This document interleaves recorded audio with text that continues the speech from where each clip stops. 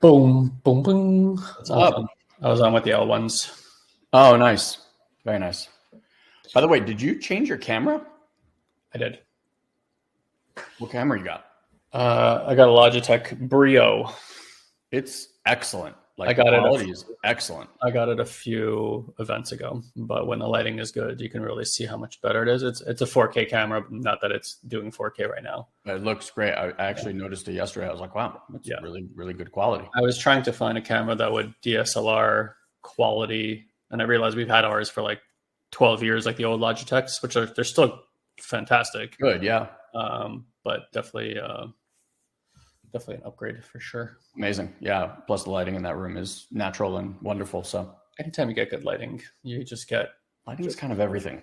It really is. Even like on the stupid 720p iMac cameras, if the lighting is good, you get a great picture. If the lighting's bad, the camera just doesn't know what to do with itself. Yeah. But in any event, I actually noticed it yesterday. I was like, wow, it's really crisp. Yeah, and it's zoomed in. So, that's the wide angle. Nice. The zoom is good. Mm-hmm. All right. Well, guys, girls, people, ladies and gentlemen, theys, thems. This is our last Tuesday tune-up for the year. Wild. Which means this is your last chance to get a tune-up. That it's a new year. like right around the bend, which is crazy that we're here again. Crazy. I thought today we can talk maybe about the bullshit of New Year's resolutions. Good. And just kind of like how we approach it and what we're focused on and what we do differently. And how do you feel about that? I feel okay about it. Yeah. Did you have something else in mind? No, it's fine. I mean, it's apropos. Yeah. I mean, it's kind of that time. It's mildly sexy. Yeah. I will say I don't remember, maybe I did, but I honestly don't remember the last time I was going into a new year with such level of excitement. And then this is weird to say, but like a level of certainty.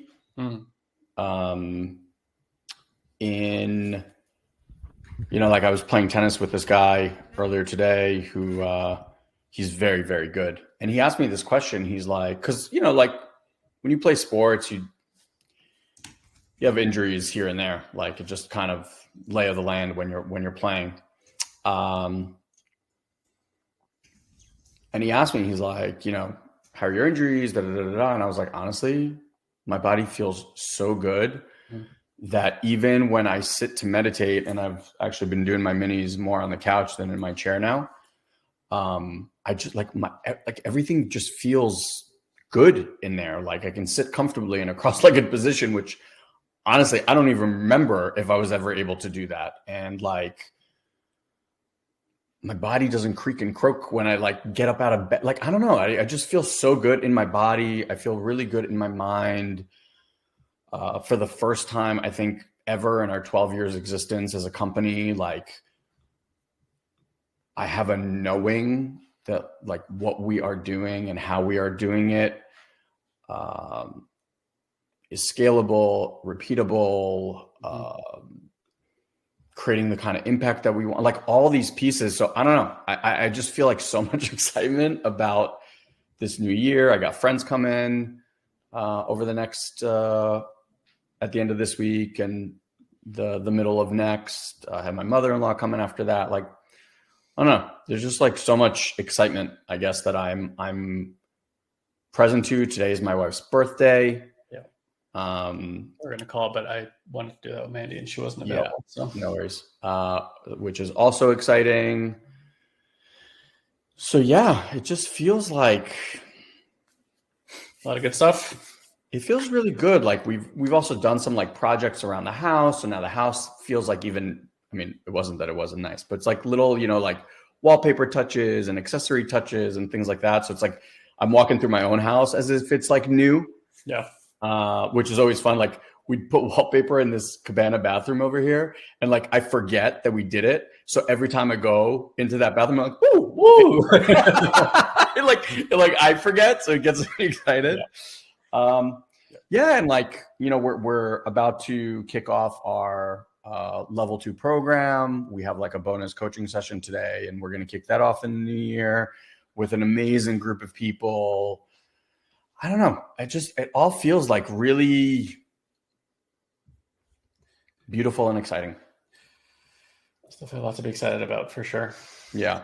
Awesome, man. I'm so happy to hear that. And congratulations, Mazal Tov, and happy birthday to your wife. Thank you. As far as resolutions are concerned, for those of you guys are in here, I'm just curious, do you guys make them? How do you go about them? If you want to sound off in the chat box, I'd love to, in the chat box, that sounded weird for some reason. In the chat box, I'd love to hear about it. I don't resolve usually to anything, because I feel like throughout the entire year, I'm resolving to so many things. I don't ever have like this year I'm going to do this kind of thing, because to me, I think what I've learned over the year is that if it's not a lifestyle, you're not going to do it anyway. There's no crash diet that works. There's no easy way to get your body, one thing that, I'll do a 3-month sprint with my body and get myself in the best shape of my life. Like I find that incremental change is the best change. So I don't anticipate like throwing myself into something. I mean, like I want to learn a new language. I have, just like everyone else, I have my excuses right now. It's young children who require a lot of my time and my attention. And I just find between, them and just trying to keep my body where I want it and stuff like that. There's just a lot of energy in that direction. And I know time is going to change and things will change, and I'll get that time back. Having said that, yeah, like to me, it's always, if I can't make it a lifestyle, I just don't see the point. I like that. I just don't see the point of doing it. Like if I'm not going to make it a lifestyle to learn another language, what's the point? I don't want to do a 3-month sprint and then not do it anymore. And things in my life that I haven't stuck with is because I didn't make them into a lifestyle. So I'm also, call it a conspiracy or not, I think that our calendar system is totally fucked up.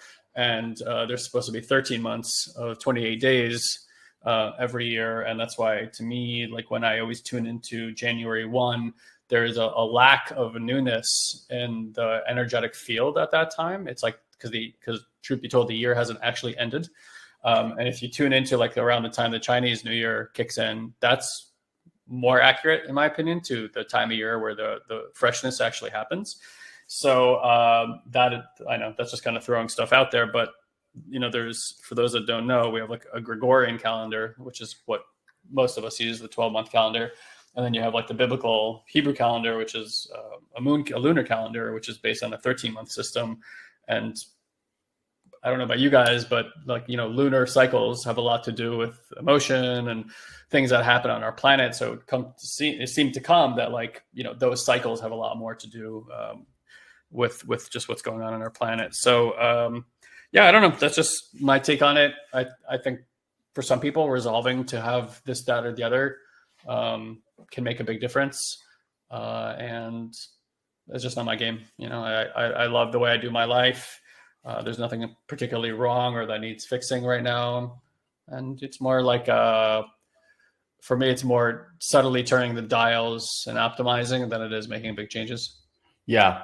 And it's really cool that I see like a lot of people here also kind of on that same tip. I will share this other thing that I think has really shifted for me, which is also, I believe, like even as I was sharing about my excitement, I really do believe that this way of being and wanting to create and like the goals that I have really shifted. And I think that's why I have the experience that I have right now. So I'll share with you guys that like I used to have areas of life, kind of like Ian's pointing to, that I wanted to work on, or, whether it be like financial goals, business goals, health goals, family goals, monetary goals, things like that, that I used to create. And what I started to pay attention to was that it got to a time in like the year where you would kind of review like a check-in and you're like, oh, I'm not meeting the goals. And then you have to like deal with all the upset around that you haven't played, or that you're not where you want to be or whatever. And then the energy behind that was kind of like icky. It was like, ugh, I wasn't like, didn't motivate me where I was like, oh my God, only 3 months left to do the goal. And like, I wasn't like running for it. So I was like, okay, that fucking doesn't work for me. And maybe it does for some. I'm sure there are plenty of people out there that like are motivated by that. I'm not one of them.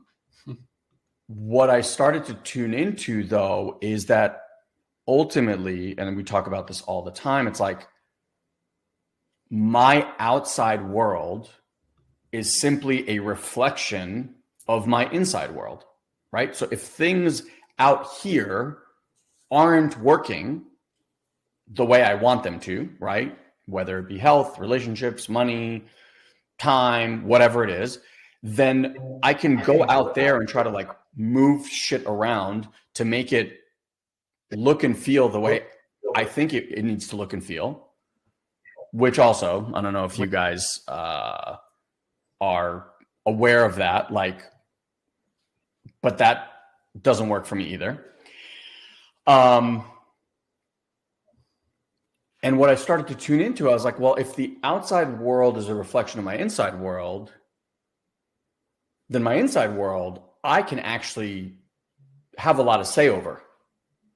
Like the outside world seems daunting to me. Like there's just so many fucking variables. Like, this delusion that you can control anything out there. If COVID didn't blow that delusion out of the water for every single human being, like, I don't know what else you need to come and tap you on the shoulder and be like, you have no fucking control over anything that's happening out there. Like zero, negative, whatever it is. So I'm like, okay, well, if I don't have control over that, what is it that I can? And that's my inner world. And so my goals today have nothing really to do with the outside world. It's like, I want to experience more peace. That was my big one last year. Like, I want more peace in my life, right? And the way, it's not like I'm going to alter all these circumstances in my life to provide me peace. Like, it's not how it goes. It's, can I find peace within while all the chaos is happening out there, right? And then that is something that I can, day in, moment by moment, choose to be a participant in. And what I've noticed is, like, as I bring more peace, which in essence creates more stability in my life, then my outside world begins to reflect more stability and more peace. So they're like, my home life, right? Like, the kids are more peaceful. My relationship with my wife is more peaceful. My relationship with guys more peaceful. My relationship to money is more peaceful and stable. And therefore, like, more of it comes my way. Yeah. And that's not to say that like shit isn't happening, or like circumstances and stuff isn't happening in my life all the time. It does. Guy and I almost bankrupt our company for the whatever, 7th, 8th time just a few months ago. And my ability to be with the circumstance that we were facing was so wildly different than I had ever gone through it before. And that, I believe, is the reason that we shifted out of it as quickly as we did and into a circumstance that both of us, like in the best case of scenarios, if we jotted down like all of our life goals, we wouldn't have come up with what showed up when we just surrendered to that and like still found that peace and stability and well-being within. So to me, honestly, like I want to keep expanding that because that seems to be like the gift that keeps on giving in every other area of my life. And something like that I'm really, really playing, and I know Guy is playing this game right along with me, is I'm creating like a massive, massive breakthrough in my wealth this year. Like that's a big piece that I'm just like having my awareness on this year. And I created some like really cool gifts that I get to give to myself when that happens as like this like very clear marker. But yeah, that to me has created massive, massive shifts because at the end of the day, I'm not looking for these markers out there of like, oh, I'm so far away from my goal or blah, blah, blah. I just keep looking in here and I'm like, am I experiencing more peace? Right? Like in this circumstance, am I able to find that center faster? Am I able to stay in my alignment while all this stuff is happening? And listen, stuff is always going to come to like throw you, and it happens. And now I use it as an opportunity to be like, oh, how fast can I recognize that threw me? How fast can I bring myself back to that place? And then how long can I stay at that place? And then I just watch all the stuff around me just kind of work itself out. Yeah, I was going to mention that, in one of our programs, one of the first things we talk about that's a kind of like a little gauntlet challenge that we throw down. And there's a way that we go about it, but I'll like the overarching concept is to not meddle, like to not get involved with things. And so how many of you guys know that you have like something you're trying to resolve in your life and you're actively trying to resolve it all the time? Just say I in the chat box if you can relate. And then just letting you, think about or feel into what would it be like if you just stopped dealing with that thing completely? Like you just let it go, however it is, in whatever state it's in, and you just didn't do anything about it. And I know that can sound terrifying, right? To like try to not do something about something, because especially if it feels like detrimental. And truth be told, I think most things that feel painful or negative in the system in some way, at some level, we're all dealing with the fear of death, even if it's unconscious. And so it's like, hey, if I don't do that, if I don't do this thing, it can actually feel like I'm going to die if I don't work on this problem or whatever it might be. And that's a challenge to let it go, right? Like surrendering to the moment is probably one of the most consistent teachings of my entire life, and most challenging because it's such humanity conditioned nature, different than just nature, conditioned nature to like do something about what's happening right now. And, one of those, the reason we ask people to do that for like 2 weeks is just to run an experiment and to see what happens when you're not intervening with what's occurring. Yeah. And for a vast majority of people, in the art of non-intervention is actually where the thing changes for them. Something shifts, something resolves. And I think it just works back to the same patterning. It's like if you resist it, it persists. The moment you stop and surrender to what's so, it has the spaciousness to move through. And so like there's so much resolution to be had in our lives by just not working on something. And so again, it's cool to have goals and games, and I like all those things, but it's like, you got to feel into the energy that's behind what's creating the thing. If you're in like disillusionment and you're trying to like fix something and you're like, all right, I'm going to create this lofty goal, maybe creating that lofty goal actually creates quite a bit of a contraction in your system. Like it scares you so much that the system like locks up because it's like, I don't want to do that. Yep. Right. And like, that's where you're going to be creating that thing from, or attempting to be creating that thing from. To me, that doesn't scream health in the system. Like when you get on the stream, on your path, call it whatever you want to call it, you know, like you're in that pocket where it's like your thoughts and your emotions are aligned. There's a spaciousness that you feel with it. There's an excitement that comes along with it. I was just listening to Alex Huberman. Is it Alex or Andrew Huberman? I always forget. Andrew Huberman. Yeah, Andrew Huberman podcast with Robert Greene.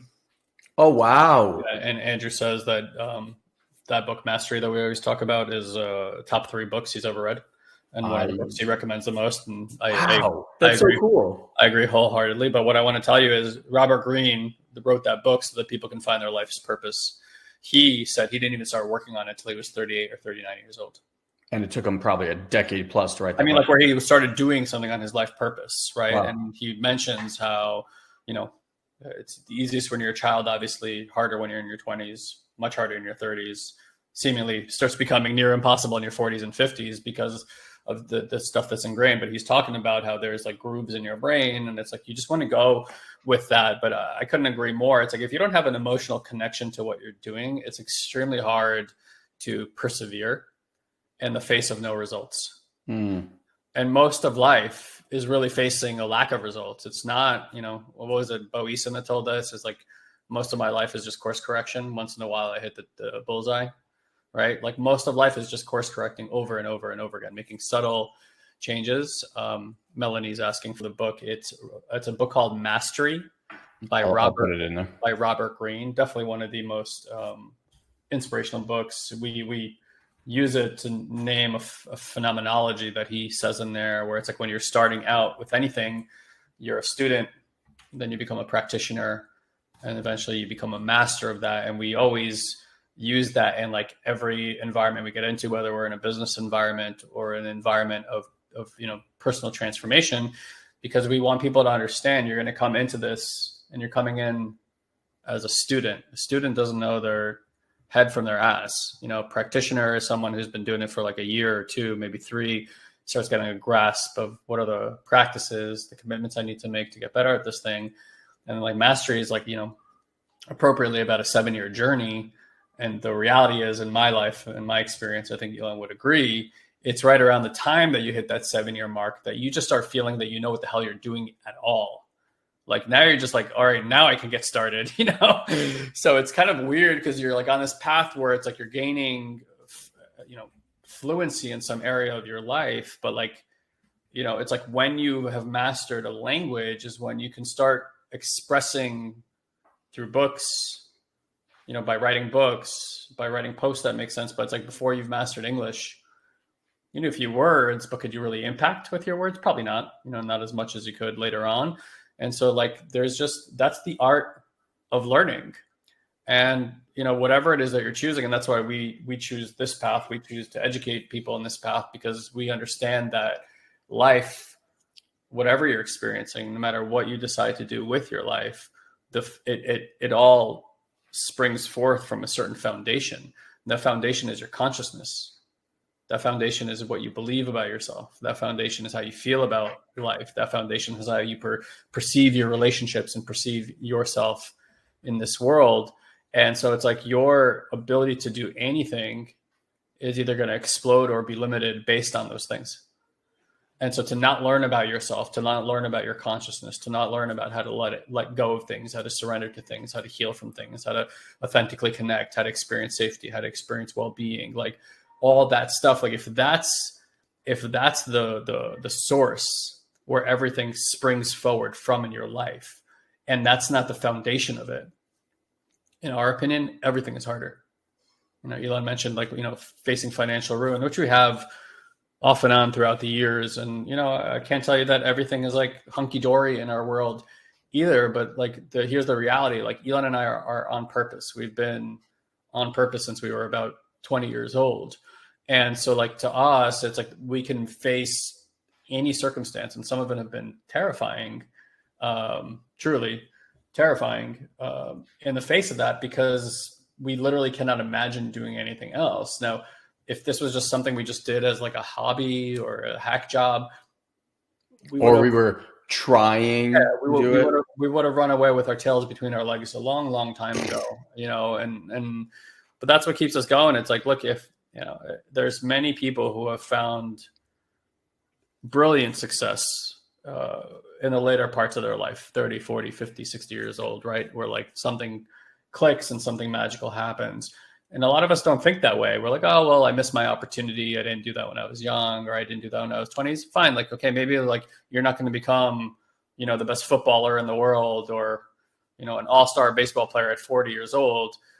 But like your goals can change, right? Like that's the gift of getting older, is that your desires shift, and what, like maybe your body is strong at this point in your life. Maybe it's not. Maybe your mind is really strong at this point in your life. Maybe it's not. Maybe you have like linguistic aptitude at this point in your life that you didn't have when you were 30 or 20 years old. Like, what could you do with that? What could you become?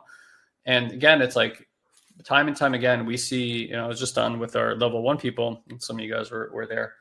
And you just see that, like, that lack of belief, that lack of ability to step out.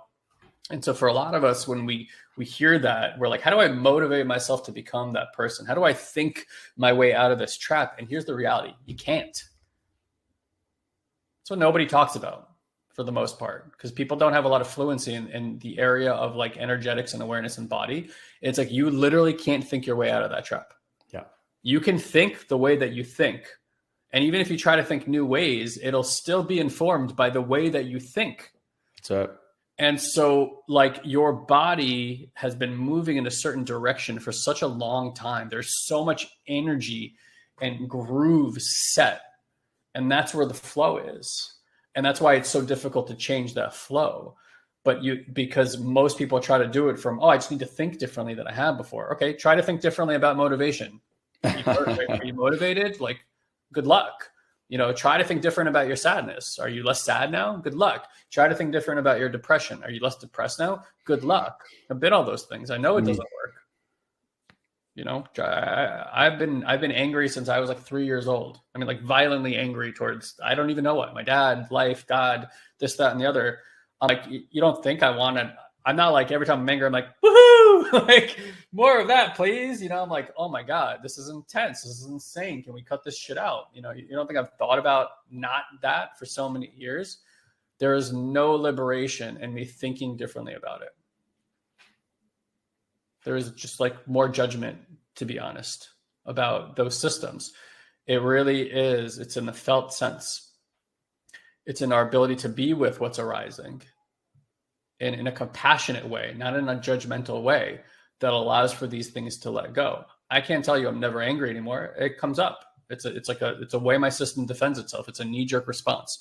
Having said that, there is a lot more peacefulness in my experience than there was 5 years ago. There's a lot more ease today. It takes a lot more to trigger me. It's not, it used to feel like it was ruling my life. Now it feels like it's something that steps in once in a while.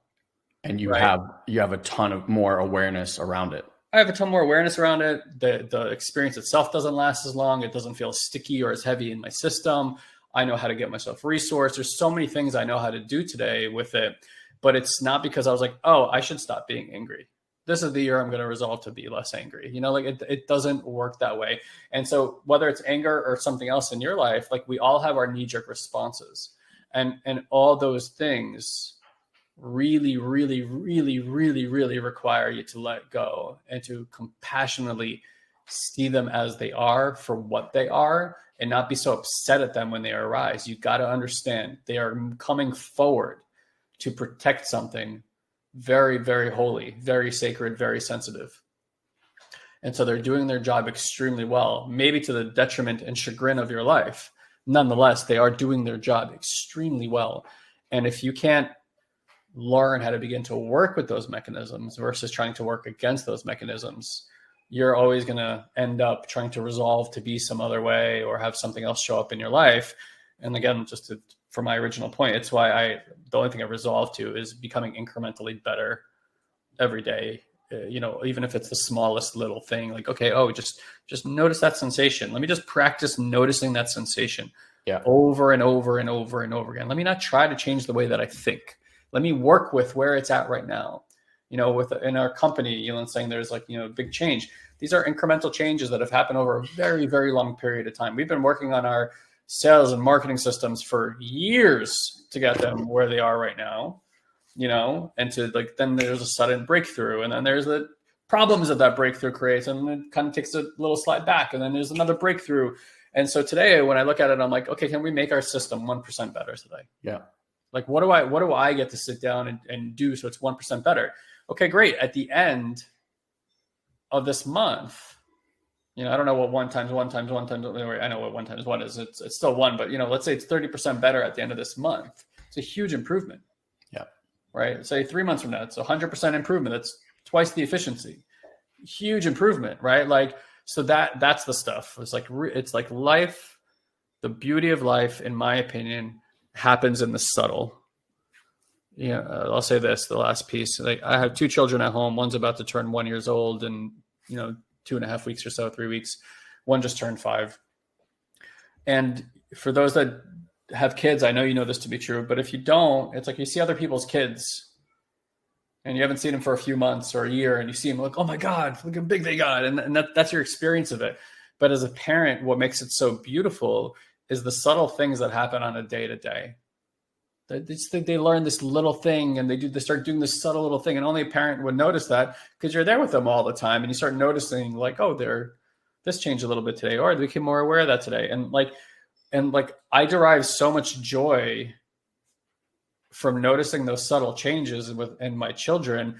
And it also makes you just appreciate humanity and like what it takes to take a life that was just born and that eventually turns into, quote, an adult or whatever it is, right? That becomes self-sufficient, and like how much insane effort that requires on your part and presence and stuff like that. But like, it's not because, oh, they did that whole thing today. It's like, oh, they're practicing. Oh, look at that little subtle change. And like, for me, I just get so much satisfaction from noticing those subtleties. And so it's like that's where I derive satisfaction in my own life today as well. Subtle changes. Yeah. It's really interesting you bring up kids. I was actually thinking about Fanny when you kind of started this, but I'm noticing it also with kids. It's like, I think the thing that makes the biggest difference using kind of Robert Greene's mastery idea is commitment. Like, as a parent, if you think about it, most of the time as parents, we don't get it right. Like, most of the time. I mean, like, by the way, for all those parents who think that they need to be perfect all the time, just so you guys know, like, the law is. Oops, sorry, bro. Sorry about that. I thought I was turning off mine. I turned off yours. How'd you turn off mine? That's wild. I didn't realize I could even do that. The thing is, if you get it right 30% of the time, like if you attune to a child 30% of the time, so like 1 out of 3, you're doing a perfect job. Perfect job. Okay. Now, that means that 2 out of 3 times you are misattuned, not doing it right, etc. Right? Imagine if you woke up and after 10 of these failures, 50 of these failures, whatever, you were like, you know what? I'm not good at this parenting thing. I quit. Like, you can't do that. You just can't do that. Like, with kids, it's one of the few places in life that you got to show up no matter what. Your life can be in the fucking shitter. Like, in every other area, you're going to show up for your kids. Because some will say, like, I have no choice. But that's bullshit. You always have a choice. I mean, there are parents that leave. I don't think anyone here who's working on themselves ever consider even doing that. But, like, people do that, you know? So that is a choice. So I would venture to say that commitment is probably one of the most important things. Now, with children, I think it's kind of baked in. It's like when I have a child, like, I'm basically saying that I'm committed to this being for life. But let's take it another place, right? relationships. The idea of marriage, if you think about it, is a commitment for life. You are saying, right, like we all have that thing of, I'm there through sickness, health, whatever that, whatever the phrasing is. So like what we're actually giving our word to is, again, a commitment for life. But how many people hold on to that commitment? I mean, statistically, less than 50%.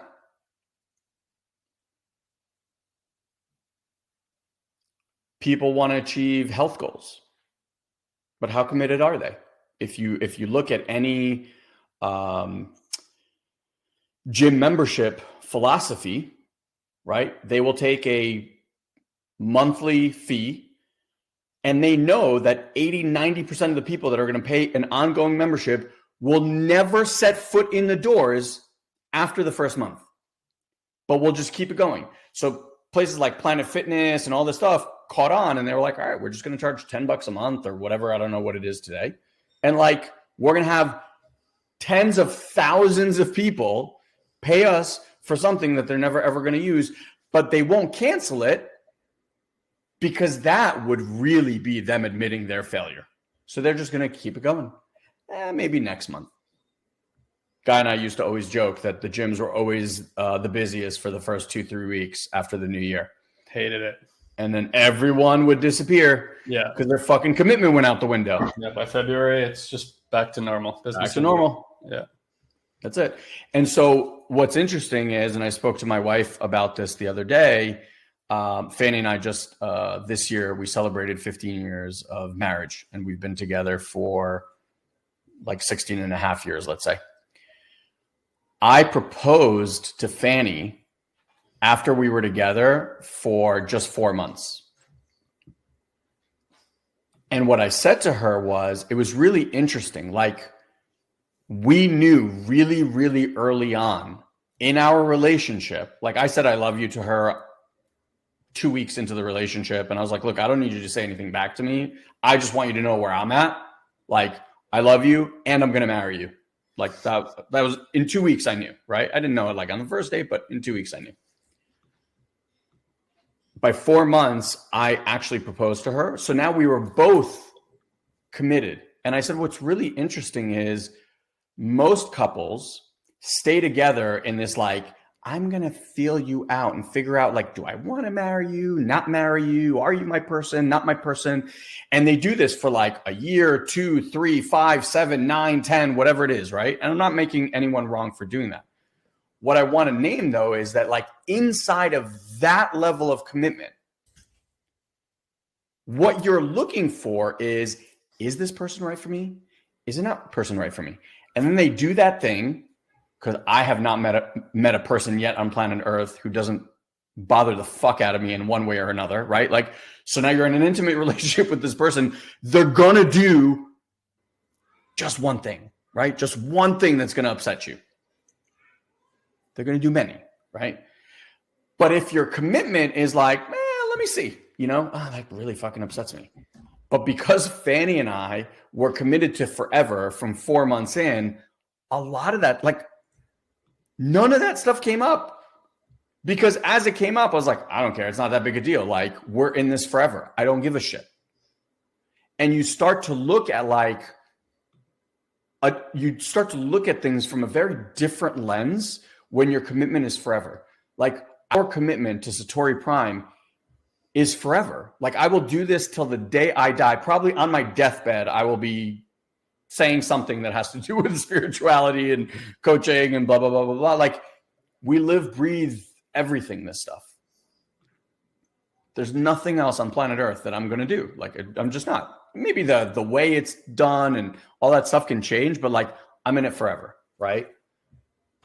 So that's my commitment. So when shit gets rough and stuff happens, which in entrepreneurship, for anyone that knows, like, that's an inevitability. Elon Musk has almost bankrupted multiple companies many a times. When your commitment is unwavering to yourself, it doesn't matter. We interviewed Jonathan DiMartini a long time ago, and he said this line, which really resonated for me.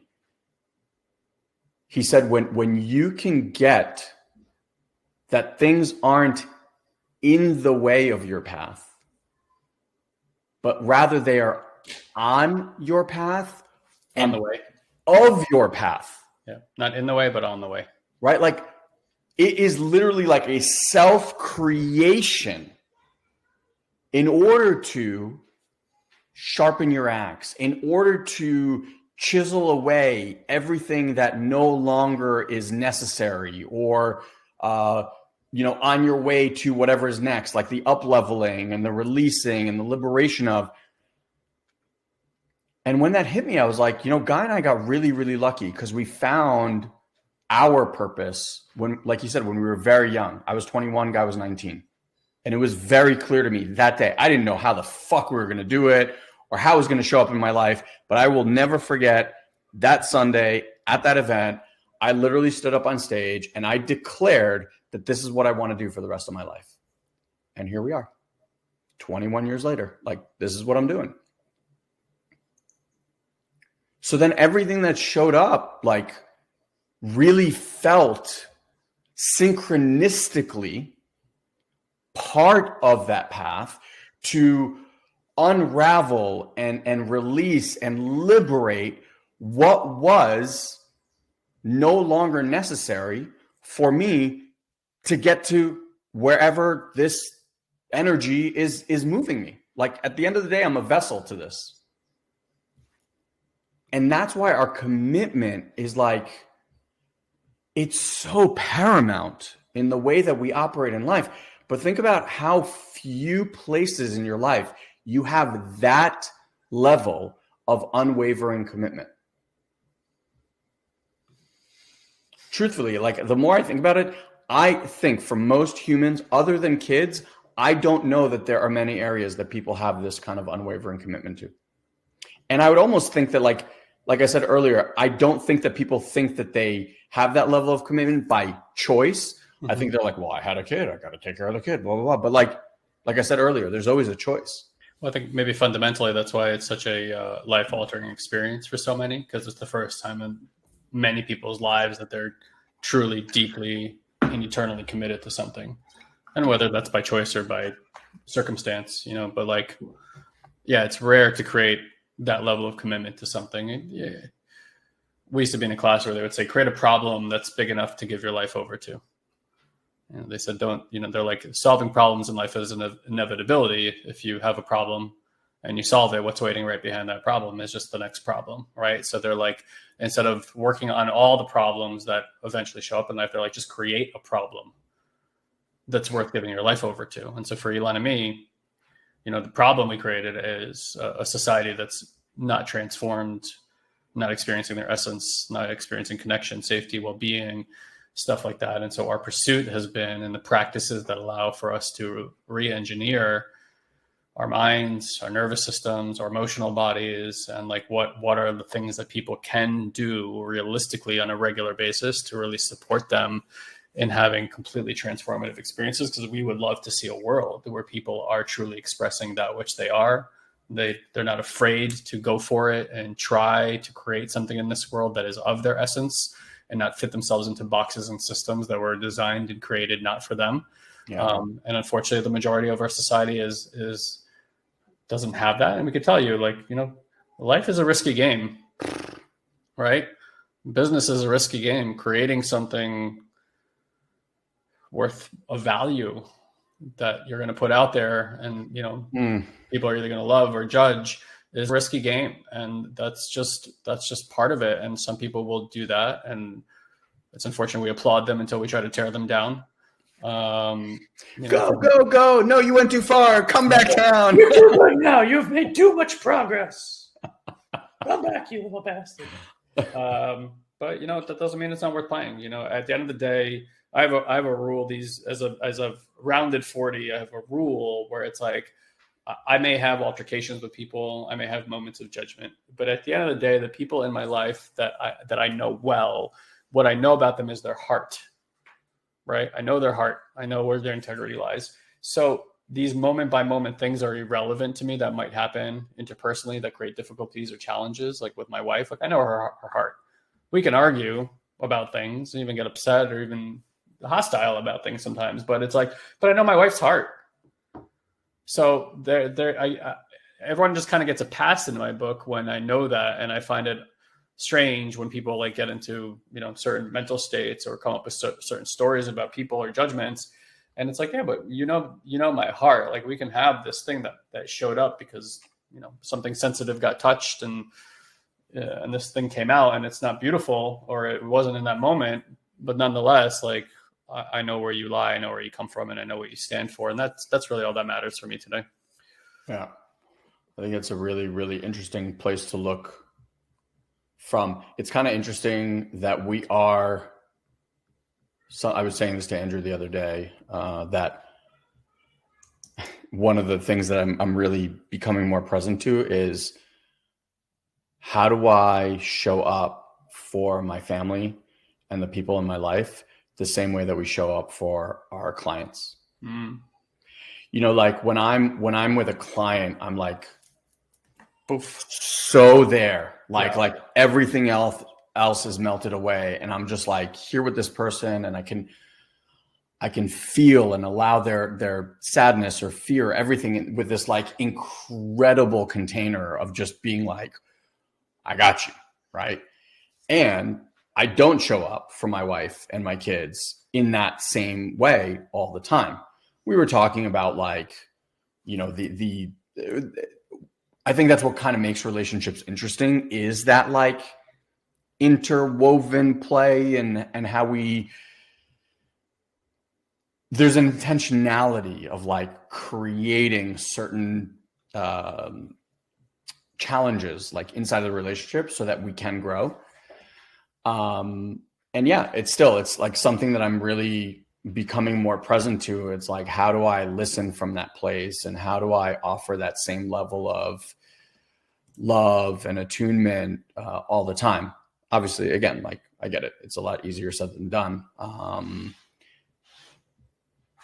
And there's something to that. I feel like we're sometimes the shittiest to the people who we're the closest to, because we know like they're not going anywhere, right? Like they're still going to love you. So it almost gives us like more space to be shitty in a way sometimes.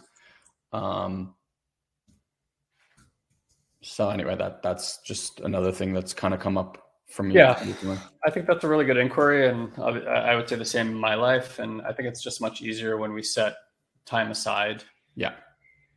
For certain things, we say, hey, this is really focused time. And yeah. A lot when we're with family, there's like so much content coming up and lots of different conversations happening. And it's not to say that there is not room for optimization there. Certainly, like things I try to do when I'm, with my kids in the morning, I just don't bring my phone into the room because I'm naturally inclined to go check it over and over again or something like that. And like, I just really want to give them that space and time to be with me fully. And like, truth be told, is like, where do I get more enjoyment? Like checking my email again, or like looking, longingly and deeply into my son's eyes while he's got this like giant, silly, wild grin on his face. Like that's the best thing ever. And then, I have those moments where I say, like, what the fuck am I doing here? It really deserves a lot more than that. It's strange that phenomenology of like being the worst to the ones that you love is a strange one. Yeah. And I think it's because, they won't walk away from you easily, where like people that would, you tend to, walk a little bit more carefully or be a little bit more mindful perhaps about how you speak. And that's unfortunate. Like, I've investigated that for a long time, but it's like, I also think there's not a lot of space in society for us to have like a truly authentic sounding board when we're like really frustrated. Yeah. And so like, we'll take that frustration and, speak it to our spouse or significant other. And like, maybe that's not the best place to do that. Like the challenge I have in my life right now is my time is so encapsulated with my children that like when I have challenges, in my relationship business, whatever, my wife is like my sounding board for everything. And sometimes it's too much for her and she wants me to have a sounding board elsewhere, but I'm like, I don't really have time to go or like, go get a massage today or whatever it might be that might relax that part. So she ends up getting too much of the burden and vice versa. And it's an unfortunate amalgamation of like the times that we're in, that we don't live in more community structures that can support, that kind of stuff. And look, we're all doing our best, right? That's the reality. Like I kind of recognize these days too, like that's my other role these days. I would just recognize that everyone is always doing the best with the information and experiences that they've had. Yeah. Or having. And so it's like, I don't want people to hold me to or fault me for my worst moments, no more than I want to hold on to them myself. I want to learn from them and move the fuck on. So it's the same thing when I see that stuff with other people. I don't make the assumption anymore, oh, that's how that person is. I'm like, oh, that's how they were in that moment. Yeah. And I probably caught them when it wasn't great for them, or they had a certain stress that I wasn't aware of, or whatever it is. And I'm like, you know what? You got to pass in my book. Everyone gets compassion today from me.